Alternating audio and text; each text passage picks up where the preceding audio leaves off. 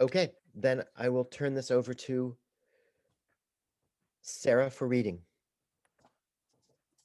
All right, sounds good. Let's get started. First up is Nami, but I'm not sure she's here. Um, no, she's not. Okay, so then let's get started with Ismini. Okay. So I didn't actually title this or anything, and it's kind of incomplete. Okay, that's fine. And just remember, today I want us to get back to working on our presentation, because Okay. the more we practice that, the better we're going to be for our performance. Hopefully, you can be as dramatic as you can be on a reading like that. Okay. Okay, let's go. Millions of search results, hundreds of school projects, interviews, news reports, documentaries, films. All of them featured the lanky teenage boy who now sat at his computer, wide-eyed and highly caffeinated. Leandaphilos stared transfixed. His mother had long ago given up hope, trying to remove his eyes from the display. She was now asleep. Lines and lines of code ran in neat bunches along his computer screen. An alarm beeped. Time for his first day of 12th grade. Can you believe it? Leandaphilos Anakinidis is attending my school. Yes, I can. You've told us hundreds of times, Ioanna. Well, it's true, and crazy. Ioanna's younger sister rolled her eyes in exasperation. Do you think he's really as smart as everyone says? He started one of the most influential companies in the world at 15 years old. So yes. Now go already, you're going to be late. Ioanna wasn't sure what exactly she'd expected him to look like. She certainly hadn't expected his bloodshot eyes, slouched shoulders, and sickly pallor. The way his eyes darted around nervously, as if an alien civilization might appear suddenly out of thin air and whisk him away to do their bidding. In books and documentaries, he stood tall and proudly, maybe a little too arrogant, but confident and powerful. He looked down on others, not at his feet. He strutted about almost pompously. He didn't shuffle about in the shadows. He was a hero. Ioanna considered for a moment the saying, never meet your heroes. Perhaps she would have been better off knowing him only from the digital platform where she once thought he stood. That's all I have so far. That's really good, Ismi. That is really, really great. I mean, that is just super, super interesting. The beginning, it's got so much energy. Millions of search results, hundreds of news report, documents and films, and I thought that was a really energetic and very unusual way of getting into it.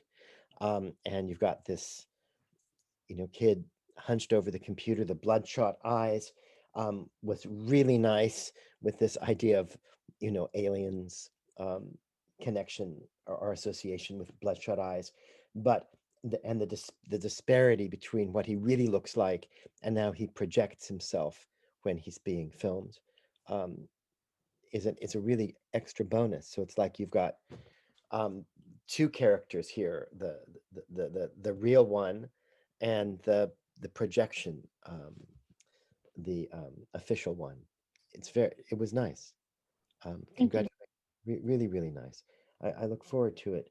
Um, I think it's certainly going to be worth continuing on with that, and then do send it in. I should mention to everyone, I know, in case there's some new people, whatever you write in, whether you read or not, whatever you write in the workshop, you can go to the Stone Soup website and um, go to the submit button, and there's a section there for submissions from the class, and Jane will post them. Thank you. All right, next up is Caden. Okay, I came a bit late, so well, quite a bit late. So I didn't actually hear the lesson. My power was out, so I had to drive into town. So it's been quite crazy. But I got here, and I hope this is kind of what you were looking. What was what we were looking for? But I wrote something. So Okay, let's just hear it. okay, this is a story about someone named Mjord Gertenshard. Mjord walked through the dark lane. His golden hair was soaked so much that any onlooker wouldn't even know his hair was such a color. A perfect disguise. For an assassin, that is. Mjorn pulled his hood over his head, not wanting to draw attention to himself. Mjord was the best assassin in the business. Whenever the high one needed to do away with a lord or lady, Mjord was the one who they asked first. Mjord made sure his golden hair was hidden. If anyone saw this, they would know he was an oiler. Mjord poured oil over his hands. Oil was much more subtle than spice or fabric, perfect for this kind of job. Mjord waited in the shadows, waiting for the moment to arise. He flattened himself against the wall, watching the curve in the tunnel. Most likely the rail card would have a spicer protecting it. They won't be any use if I act quick enough, Mjord thought. There was a gust of wind. A cart came screaming around the bend at overly high speeds. Mjord's golden hair flew out of his hood as he used his oil to leap off the ground and onto the roof of the cart. He splashed some oil on the cart's roof, and soon he had a hole in the ceiling. Then he saw what was inside. Nothing. He had failed. What would he do now? A trick. It must have been. He had to fulfill his job, or else all he had worked for would be lost. Okay, it's a nice, it's a good little piece. What the assignment was to describe a character that was like larger than life.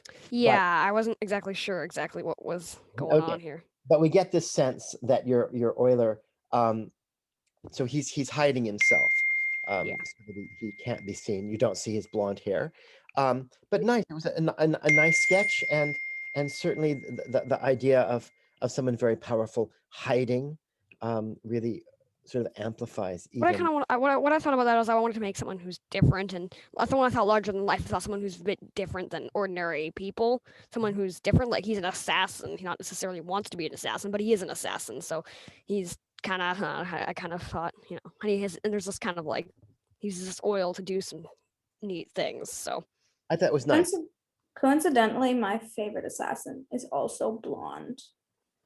I don't know if you've read Throne of Glass, but no, I I haven't. love Ellen. I love Ellen. Cool. All right. Well, thank you. And Thank you. Selena. And that's very well done, by the way, for car riding. Yeah, I'm sitting in the car right now. Brilliant. All right, Sarah. All right, next up is Albert. If Albert wants to read. Is Albert here? Going once, going twice. Okay, let's move on instead to Annie. Is Annie here? All right, it's not. Is Sadie here? Don't think so. So we will move on to Leo. Okay, I am here. Okay. He is the father of evil. He is humanity's nightmare. He spreads darkness wherever he goes. The flames in his hair dance with hatred. His eyes are emotionless voids, yet they are so full of rage. His sons are the sick demons of the mind, the thought, dream, the memory, the grip, the mouth, and the conscience. His skin is the color of bloodshed on a battlefield. All great wars have been caused by him. He will tear apart the universe one day. He will bring the apocalypse. He is the apocalypse, and the forces of chaos will rise on his command. He has caused widespread death and suffering. He can crush a plant like a bug. When others cry, he laughs. His symbol of power is a claw holding an orb of energy. Lost lives are nothing to him. His very presence is enough to make you collapse on your knees in terror and pray for mercy. He is the beginning, middle, and end. He is apocalypse. Okay. The beginning, middle, and end.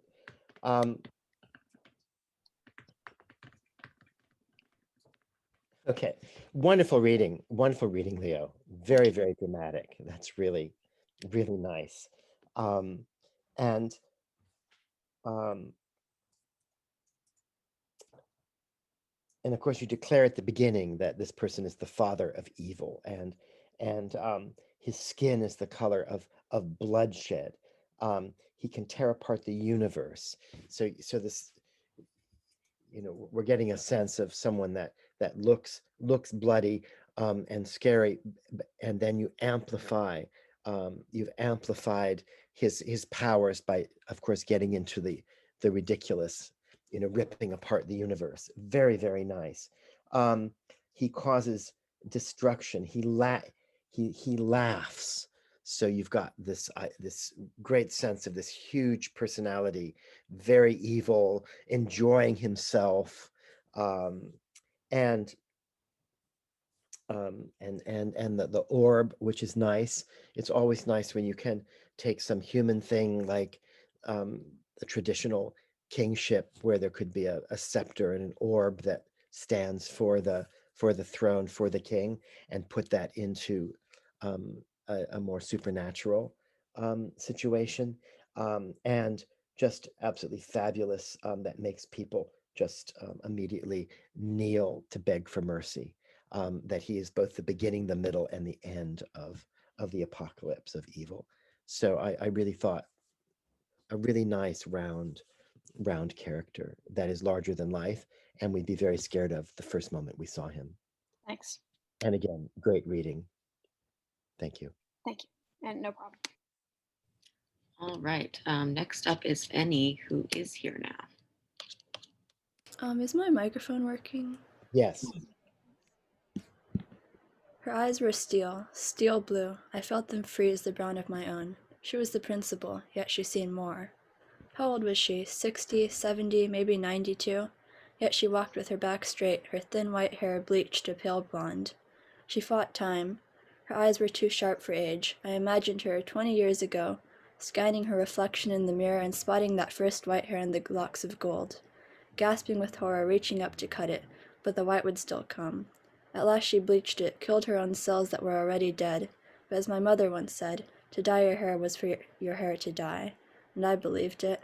I shrank beneath my lunch bag as she walked by, her steel blue eyes always on patrol, her limp bleached locks dangling over her shoulders. They hated her, some of my friends, hated every morsel.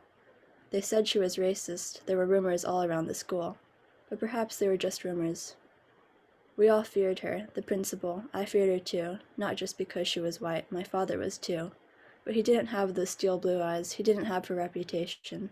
But my mother who made me the 50-50, said to give her a chance. I feared her still. I feared her voice. It cracked like a whip, old but firm.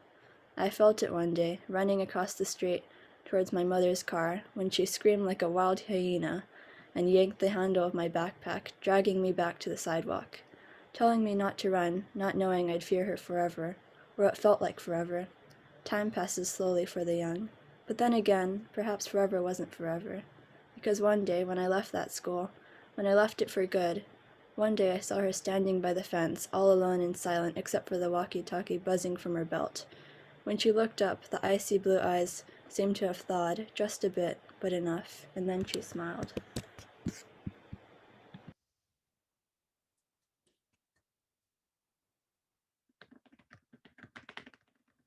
Okay, really, really.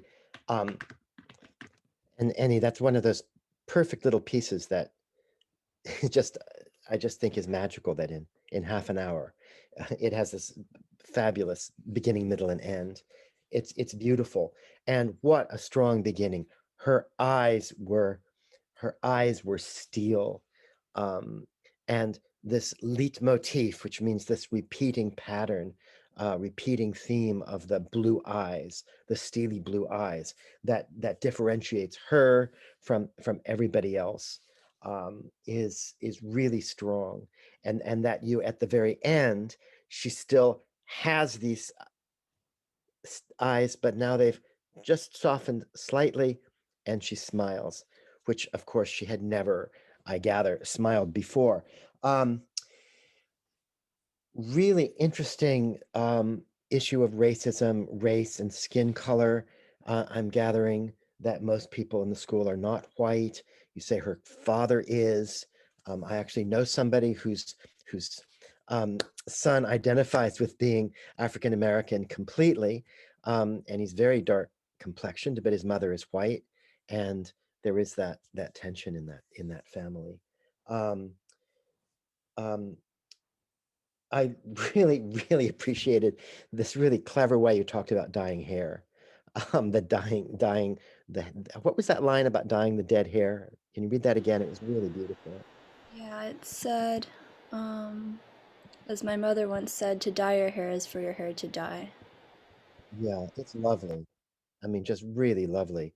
You've got the alliteration there to dye the hair. Um, and then she repeats it again is to die. It's lovely, just lovely. And maybe that's all I'm going to say. Um, and there's all this drama. She screams like a wild hyena. But it's all held together in terms of the larger than life character that you can describe with this steely blue eyes that you keep coming back to. And then this issue of the skin. So really well done. Thank you. All right. Next up is Lucy R. Okay, I checked my watch again and sighed when I saw that I was already 10 minutes late. The train was about to pull up to the platform, and I quickly stood up, thinking to myself, I hope there are no more distractions. That's when I saw her. By far the strangest person I'd ever seen, so unique I knew I could never forget her. She had bright, almost painfully bright, neon orange hair. It was laying straight down, looking out of place, not only in color, but in the plain way of wearing it among all of the fancy hairstylings. Her lips were dark blue, a grayish color painted on her eyelids. She wore a black shirt and vibrant, hot pink pants. Her heels were the same shade of orange as her hair, at least 5 inches tall. Everyone was walking by, stealing quick glances as they went this and that way, wanting to see who this woman could be. No one said a thing to her. But it was the way she stood that really caught my attention. Her piercing blue eyes, on the rare occasion that she actually looked up and I could see them, looked bewildered, unsure. Her shoulders were slumped forward, her fingers anxiously tapping the side of her leg. She had the posture of someone who wanted to avoid detection at all cost, and at the same time, dressed as though she wanted everyone to notice her. I heard the screech of the train as it pulled up and tore my gaze away. Not wanting to be any later than I already was, I grabbed a seat. Before the train pulled out, however, I tried to catch one last glimpse of this mystery woman, a woman I didn't know, yet was so infatuated by. I saw her hair moving through the sea of people, and as the train pulled out, I knew her image would always be etched into my mind.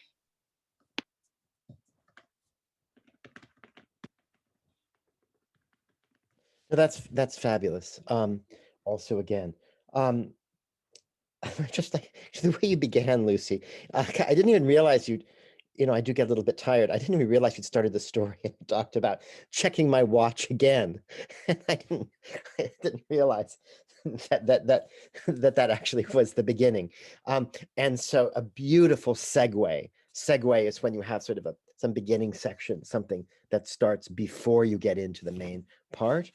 And I thought that was just such a great segue into this.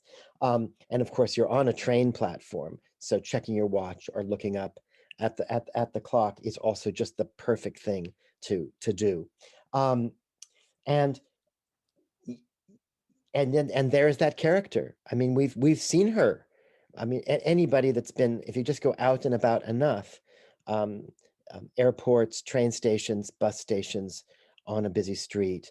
You're going to see this woman with the really bright hair, the just the pink, the vibrant hot pink pants, the shoes, the sort of everything that calls attention to her, and that is also sort of weirdly distancing. You don't. It's not everyone's noticing, but she's walking in this bubble. And there was one bit that I missed, that talked about her personality a bit. Do you know that part I'm talking about? Um, I don't know. There was some little bit where I think you gave us a little bit of a sense of her own interior self. I also do find blue eyes intimidating, and and you've got those blue eyes again. Um, I think it's really great. You know, we're never gonna know who she is. We're never gonna know her story, and really that's a lot like um, the the people we pass in real life. And if some of you will get into the journal, seeing a person like this would be great one for practicing, you know, quick descriptions of real people. But very nice, Lucy. Thank you. All right, next up is Nova.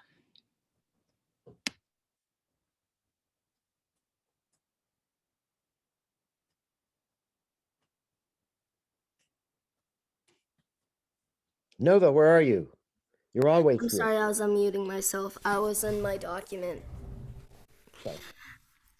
Yeah, I'm just gonna finish the word. Yep. No, I finished. Okay. Okay, I just needed to finish typing a word. Okay. Okay, so this is about someone who has no name. She's female. Everyone would stop and stare and hurry small children and hide their face and glare. Face full of fear, eyes full of hate. Their attention to her was attributed to wishing she was dead. The strange thing was,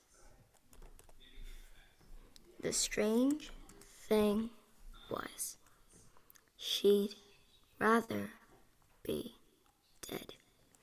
She hated life. Occasionally, a brave student or the victim of a dare would walk up to her and with forced cheerfulness say, "Hello, what's your name? Would you like to be friends?" Her answer was raising her pale head, hidden under her short hair that looked like fire from one angle, but ice from another. She'd narrow her eyes. The left eye looked like ice.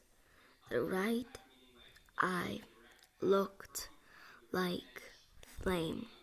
She'd growl in a barely audible voice.